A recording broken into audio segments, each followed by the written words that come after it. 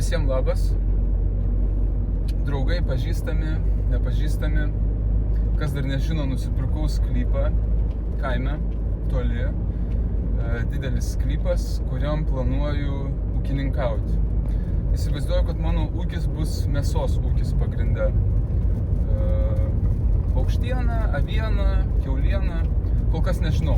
Tai aš įsivaizduoju, kad bus daug kaimiško hypo, visokių gyvūnų, visokio kontento, bus daug smagių dalykų. Jeigu jums tokie dalykai įdomu, jeigu aš jums įdomus, siūlau prisijungti ir žiūrėti mano video.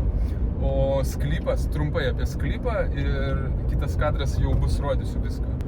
Sklypas 10,5 hektarų, apsuptas pelkių. Visas sklypas, aplinkui viskas pelkės, bet visas sklypas šiek tiek aukščiau to vandens. Kas ten dar daug pastatų, bet daugelis avarinės būklės, 2 namai, dideli, virš 90 kvadratų, jeigu neklystu, bet abu labai seniai apleisti. Ten medinis stogas, supuvo, ten visi. Tai tų namų jau nerestauruosim. Juos panaudosim malkom, kadangi rąstiniai pastatai. Ūkinį pastatą panaudosim, aš manau. Kol kas taip įsivaizduoju, kad panaudosim kol kas. O visa kita bus matyti. Tvenkinys yra, kas mano visiškai didžiausia vaikystės svajonė – turėti savo tvenkinį. Net ne savo tvenkinį turėti, o turėti tvenkinį šalia namų. O čia dar ir mano tvenkinys. Tai pirtis prie tvenkinio. Nu, žodžiu, nerealus sklypas. Tuoj atvažiuosiu, viską parodysiu, papasakosiu. Žiūrėkit, pirmas žvilgsnis į mano sklypą. Čia mano tvenkinys, čia pirtis mano ir ten visokie pastatai. O ten priekaba triukšmauja. Čia medžiotojai mėsą doroja, gyvūnus doroja.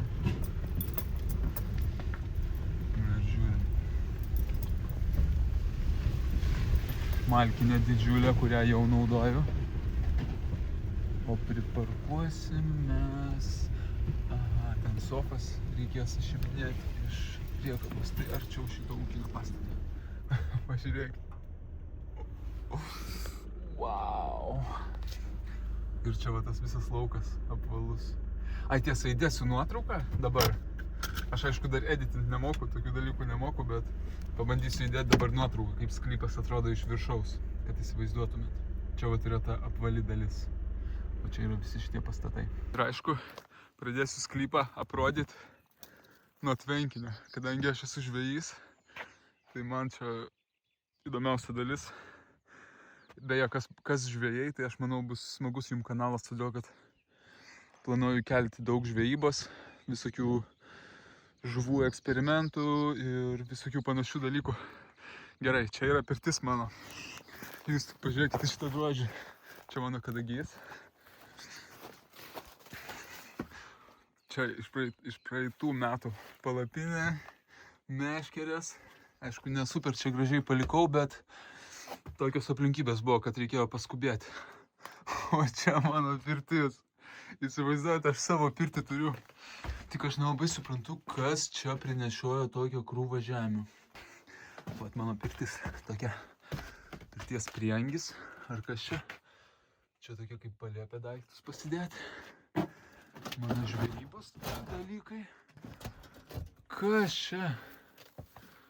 Kažkas lizdą čia norėjo daryti. Buvo pilnas. Čia pelės. Ten kažkas yra. Pelės pasimaitino pašaru. Kas čia jau neprisimenu. Ai, kaldros. Jūs turbūt mano akimis nepamatysit, bet man taip gera čia grįžti. Nu, realiai aš čia taip buvau. Šitą vaizdą mačiau praeitais metais tik tai. Ten kaimynas mano gyvena. Kaip faina. Čia mano nauji telaita priekaba. Jau šiandien tokia normali apkatkė. Pažiūrėkit, kas darosi. Kas dar nepasiruošęs, pasiruoškit. Rodau pirmą savo namą. Kastuvas įėjo į sklypo kainą. Namas irgi. Štai koksai namas. Čia kambarys. Kas čia per kambarys? Labai daug visokių padargų namuose. Žmonės dirbo, netinginiavo. Čia visokių metalo išvešim, po truputį tvarkysim viską. Ką čia mes turim? Čia irgi kambarys kažkoks. Kažkokių čia naudingų daiktų, nežinau.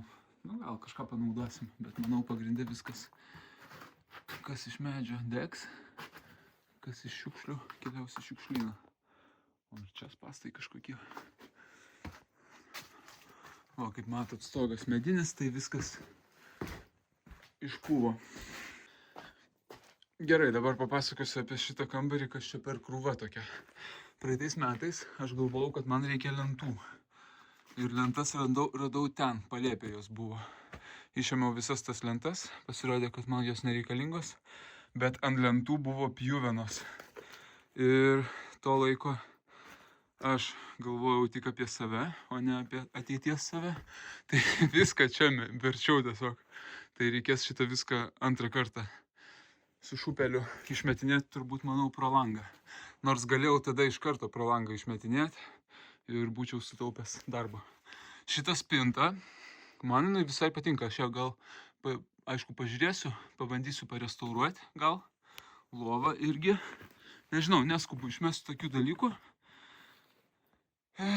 Kas turi įsivaizdavimo, galit suprasti, kad čia tokį daiktą galima atrestauruoti ir panaudoti dar.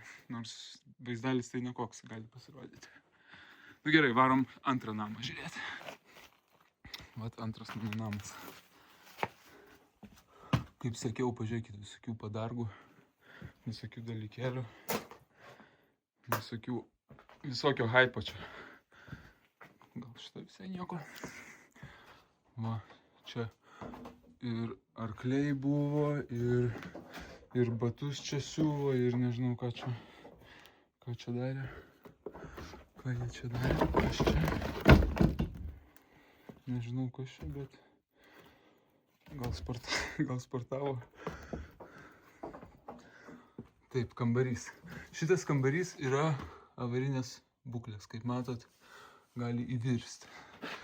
Skrynia, va šitą, apie ką aš kalbėjau. Ir ten dar viena, pažiūrėkit. Nu gerai, užeisim vardant kontento. Palei šitą sieną eisim. Smarkiai nežingsniuojam. Kas čia, pažiūrėkit. Pažiūrėkit, kas čia. Čia tai iš viso aš nežinau, kaip pavadinti. Čia žygiuoti su tokiu reikia per kažkokius šeimos maršus. Nemanau, kad čia kažką daug panaudosim. Gal kažkas, jeigu matot, patinka, arba trūksta kažkokio tai elemento į kolekciją.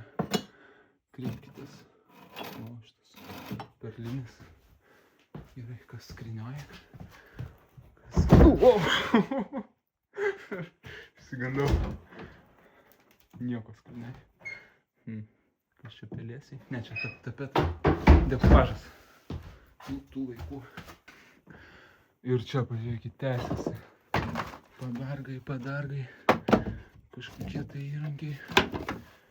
Nu, kažką tai tikrai panaudosim. Kastuvas neblogas. Kažką tikrai panaudosim. Čia krosnėje, pečiuje kepti kažką tai. Maistą gaminu. O čia kas labai įdomus dalykas, aš jums parodysiu. Gal reikės žibintuvėlį atsinešti. Čia nekritiška. Gerai. Čia yra girnos. Nu gerai, žibintuvėlį atsinešiu. Gerai, antras dublis. Va, pažiūrėkit, rūsys. Toks įdomus, niekada tokio nemačiau. Viduj pastatą, išbetonuotas, tai gal negali būti toks jau senas. Pažiūrėkit šitas girnas. Tuo visko nėra. Pažiūrėkit, jos veikia. Jūs įsivaizduojat, kokiam pasaulyje girnas galima namie rasti? Ai, čia dar akmenys girnų. Žodžiu, čia viskas labai įdomu. Suoliukas tai geras. Aš jį jau čiupinėjau. Čia va konkrečiai stogas pralūžęs. Palėpę parodysiu. Palėpę. Apie Palėpę, ką aš galiu pasakyti apie Palėpę? Čia jum ne Amerika. Čia visokių įdomių dalykų, kažkokių džumandži žaidimų nerasit. Čia maksimum, ką galima rasti, seni batai ir katino griaučiai. Taip, ten jau buvom, dabar čia einam, čia kaip virtuvė tokia. Ir čia iš visų pastatų, iš visų visko, tokia tvarkingiausia patalpa. Aš čia jau buvau praeitais metais, kažką tai arbatytę dariau. Na, aišku, pelėsiai visur. Va čia ką tik buvom Palėpėj.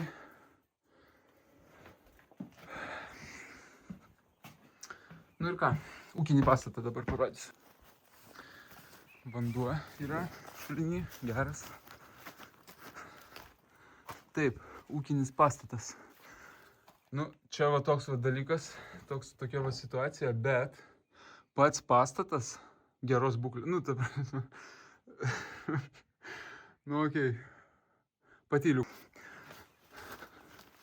Toliau kitas ūkinis pastatas.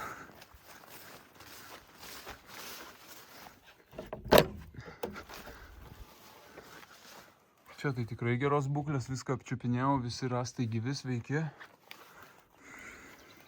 Netgi įsivaizduoju, kad pradžioj laikysiu čia vištas ir galbūt netgi avytes. Tai iš tos pastato pusės padarysiu išėjimus, todėl kad ten tas apvalus laukas ir galbūt bus vištas ir avytes. Čia. Na ir čia pratęsimas to pastato. Jis toks ilgas. Čia, nežinau kaip pavadinti, medaus centrifuga. Įdomu, ką čia laikė. Ai, nu, avis gal ožkos, nežinau.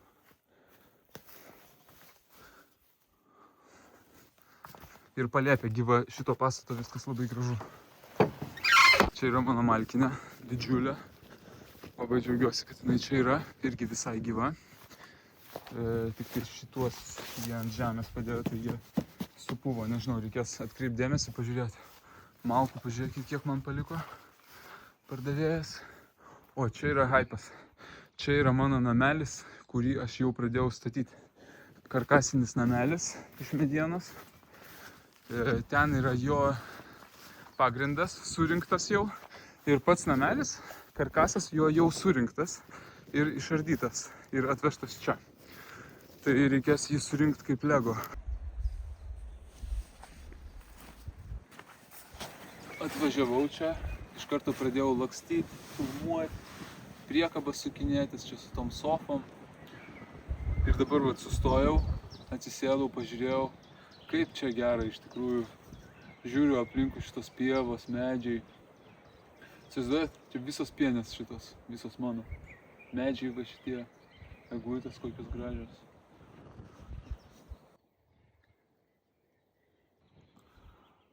Viskas, aš prie tvenkinuko. Susitaisiau meškerę, iš naujo viską surišau, pavadėlį, viską truputį pasiliko pašaro, to užmesiu. Ir užduotis žvejams. Kaip manot, kokia žuvis būtų tokiam tvenkinukė? Čia praeitas savininkas, žinau, karpius leido, bet o ten apsigyveno ūdra, aš ją jau mačiau daug kartų, dažniausiai kai saulė nusileidžia. Apsigyveno ūdra ir jinai čia viską išgaudė. Čia jokių požymių nėra stambios žuvies, visiškai, nei burbuliavimo, nei nieko.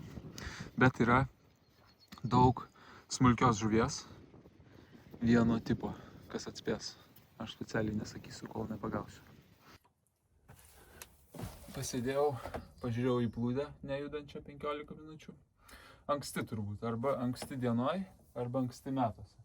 Praeitą pavasarį irgi čia bandžiau žvejoti, nieko nepagavau. Bet saulažuvės gyvos, mačiau, tai geras ženklas. Šita žiema buvo tokia, kažkaip labai daug žuvų išdvėse, ežeruose, tvenkiniuose. susitvarkysiu dabar pirtį. Susitvarkysiu viską, pasiruošiu. Žuvis nekimba, visą kitą padaryta. Dar susidėlioti truputį daiktus, kuriuos atvežiau. Nakvosiu mašinai. Tai pasikloti ant matrasų, lovas, viską pasidaryti. Kol kas dabar planas toks.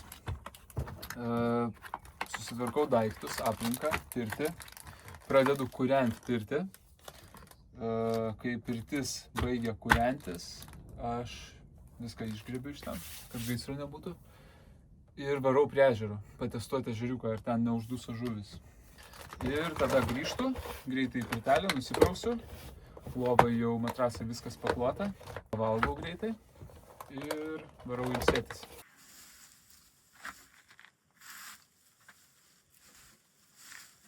Kas čia man prinešė šitų nesąmonę, aš nesuprantu. Pala, čia drožlės. Pažiūrėkit. Čia gal koks bebras graužia. Kas tokias drožlės daro? Todėl, kad rudenį, koks rudenį tokių nebuvo. Aš galvojau, čia žolės. Gali čia būti bebro dantis, taip. Varom. Žinau, čia prie kurom bus. Va, to būtų. Ačiū ponui bebrui. Raknas. Skriutai visas jau surinksim. Bebro seiliam bus pirtis pratilenta. Visą kaimis, čia normalu. Tada nuo tokių dalykų pamatysit.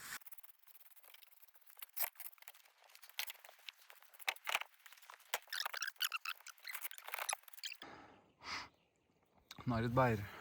Šita pirtis neturi kamino. Čia yra senovinė, dūminė pirtis. Arba dar juoda pirtis ją vadina. Pažiūrėkit. Tiesiog įmeti malkas čia. Ir viskas pro duris išeina. O čia tai egzotika, ne? Autentiška. Wow. Čia turbūt va toks jausmas ugniagesiu būti. Nenorėčiau. Prieš tą vaizdą dar reikės priprasti. Paskui ten pro stogą varo, visur tie dūmai. Vat ką aš turėjau galvoj, kai sakiau, aplinkui visur pelkė. Ir žinot ką, man atrodo, man nepavyks prie ežero nueiti. Ežeras maždaug 100 metrų į tą pusę, bet miškas labai patvinęs. Netgi praeitą vasarą, kai buvo sausa, vietom buvo gilios vietos, o dabar tos vietos bus, nežinau, 20-30 gal net centimetrų giliau. Tai nežinau, rizikuoti, nerizikuoti. Pabandysiu, panaviguosiu aplinkui, gal kažkaip tai labai nerizikuosim. Ką naviguojam. O tokios apgaulingos vietos. Atrodo negilu ir kaip smengi. Tai reikia atsargiai kojas statyti. Ten liktai sausiau. O mes per segelis.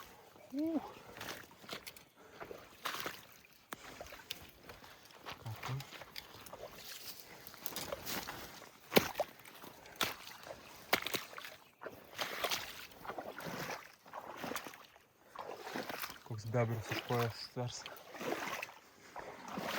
Vietų net taip. Giliau. Ne, čia nesidaro sausiau. Tik tai vešlesnis pilnynas. Vis dar nepasiduodu. Bet jūs pažiūrėkite iš tos pelkės grožį. Kur jūs matėte tokį grožį? Pažiūrėkite.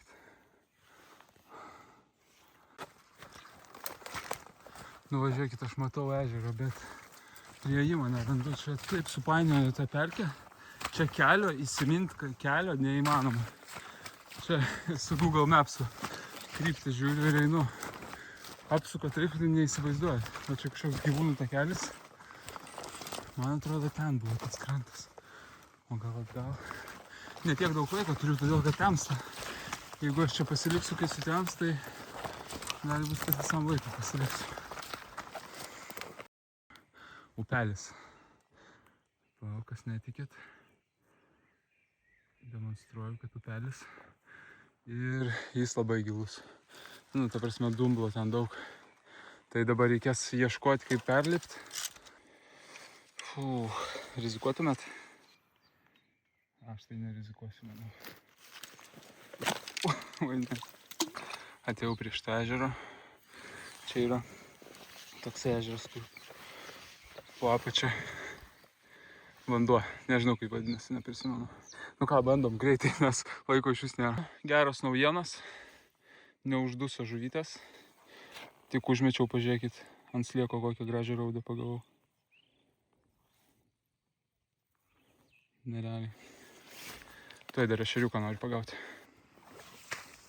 Gerai, atsisveikinam su ežeru. Ešeriuko taip ir nepagavau.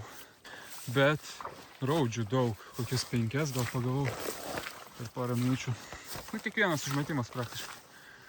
Tai gyvybė yra ir prie kranto girdėjau kažkokių stambių žuvų skirtingose pusėse. Panašu kaip lydekos išėjimas. Nežinau.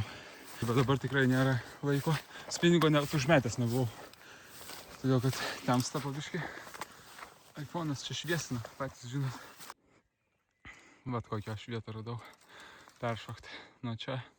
Hopce, hopce, hopce. Hačia, hačia. Tik už va šito negalima laikytis, nes jisai gali sulūžti. Nu viskas pelkė. 1-0. Aš gyvas užėjau. Aš gyvas išėjau. Taip gerai iš pelkės į pievą išeiti. Ai, kažkokį gyvūną labai stambų pabaidžiau. Namačkai tai baisu buvo. Jisai, nu aš medį sulaužiau ir jisai mane išgirdo. Gan toli buvo. Bet patikėkit, kai pradėjau laužytis ten pro tos medžius. Iš pradžių į vieną pusę, tada į kitą. Tada į mano pusę pradėjo bėgti. Ir man mintise toks vaizdas. Briedienė su briedžiuku. Ir jinai tokia pasimetus, išsigandus galvoja, ar čia jį ginti, ar mane pulti. Aš tada iš karto meškeris mečiau. Žiūriu, kur čia koks medis šakotas, kad užlipti, jeigu ką.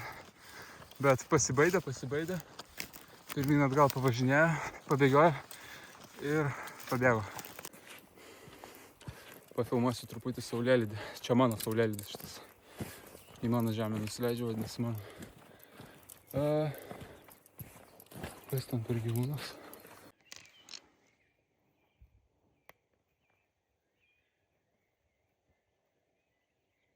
Briedė? Briedinkis čia. Čia dabar aš karalius. Va mano žemė. Čia gal tas pats ir buvo, kur sakiau, kad išgazdino mane. Dar čia mane pagazdinsi. Be briedžiuko. Anksti dar gal, aš nežinau šitą datą. To, kur jisai.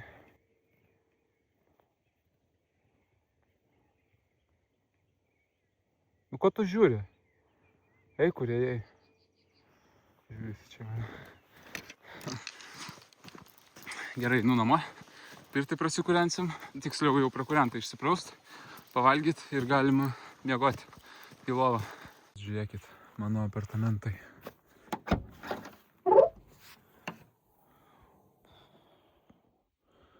Pažiūrėkit, koks jaukumas. Čiužinukai, viskas. Staliukas, netgi vandens. O svarbiausia, žvaigždės. Nesimato. Vau, kas čia per linijos. Niekada nemačiau.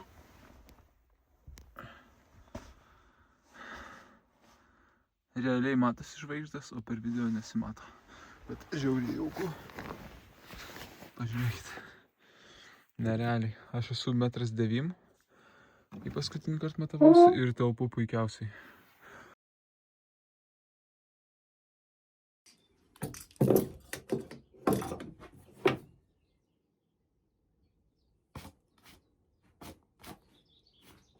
Visiems labas rytas.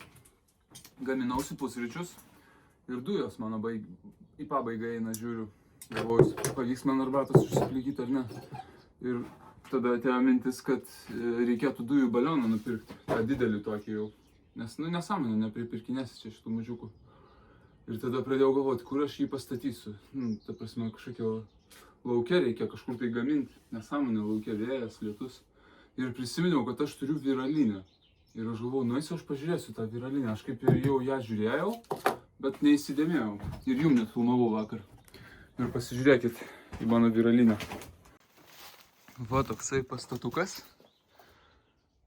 Pažiūrėkit. Kaip tvarkingai. Čia turbūt vienas iš naujausių, turbūt naujausias pastatas iš visos šitos sodybos. Tai šitą aš viską išmetu, pastatau dujų balioną, gal laukia jisai kažkaip tai, kad vietos neužimtų. Tada pažiūrėkit, mano tvenkinukas matosi. Aš galvau, čia galima tokį vat ilgą langą padaryti, kad daug šviesos, daug grožio. Ir vat.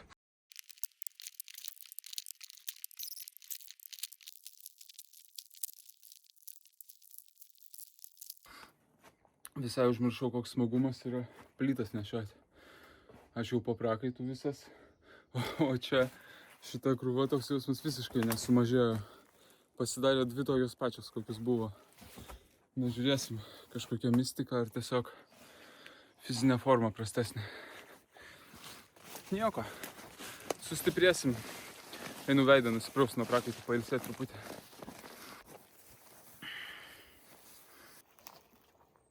Jūs turbūt žiūrit ir galvojat tą patį, ką aš prieš sekundę pagalvojau, kad aš dabar durų neuždarysiu. Bet čia yra išmanios duris.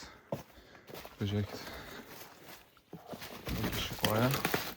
Ten daviklis toksai yra ir jos pakyla.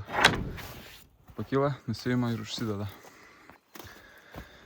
Nu ką, tęsiam kasimo darbus. Žiūrėkit, kokia simpatiška krūvelė išėjo. Čia netokia simpatiška, bet išsiaiškinsim. Šitos krūmus visus nukaposiu ir bus matyti. Sakiau, dabar karučio kol kas neturiu naudojimo, tai sumečiau taip. Nu, bet čia jau man patinka. Ir čia pažiūrėkit, kaip vaizdas pasikeitė. Kur vakar sakiau, kad lentas nuėminėjau nuo lubų to namo. Tai manau, panaudosiu čia kaip grindų lentas. Ten jos tikrai storos, geros tokios. O pažiūrėkit, kokia faina bus mano lauko virtuvytė. Langą čia tokį į tvenkinį. O čia vat visi radiniai.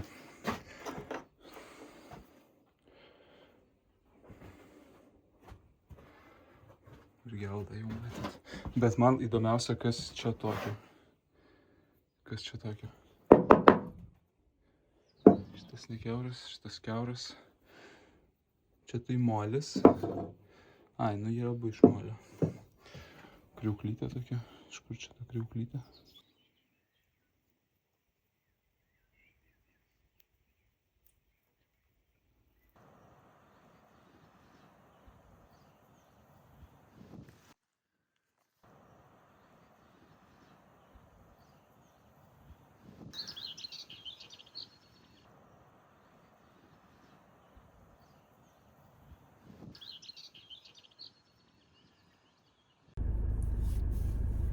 Dabar jaučiuosi toks nuvalkiotas. Varau į Vilnių.